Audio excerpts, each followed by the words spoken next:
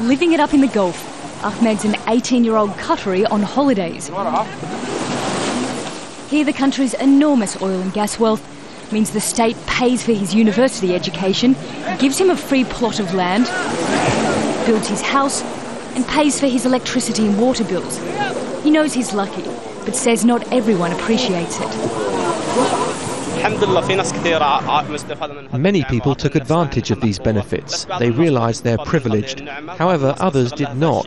Those people abused the privilege, squandering their money on luxury. When you're born into a country that's rich in oil and gas, the state's able to create your classic welfare system. Now, while that sounds like a blessing for most, analysts say it can also be a curse. And that's because these countries are literally drowning in petro-dollars. It is good to have a welfare state. It's good to have a net underneath that people don't fall too far down within the competition in a country. But when it goes too far, it kills incentives. And that problem is being faced now. Gulf countries are known as rentier states.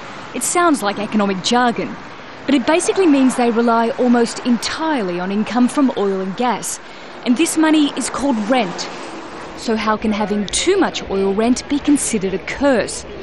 Analysts say in the Gulf it distorts the domestic economy. And this is how. With limited local industry, the state gives people jobs in bloated, often inefficient bureaucracies. And to spend the money, governments set out to develop ambitious projects, so-called white elephants.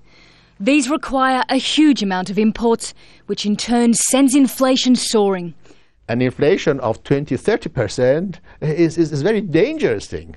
And that has been the result of the flow of revenue into these countries from the rise in the price of oil in the last few years, and that the governments finally couldn't hold the temptation and began to spend money, began to give handouts to their supporters, etc., etc.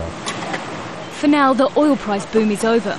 It's a crude reminder that the oil revenue won't last forever. But while it does, there's an ongoing struggle in the Gulf between the ruling elite and local people. In many ways, these societies, in the Gulf, for example, were much more egalitarian societies before the coming of oil.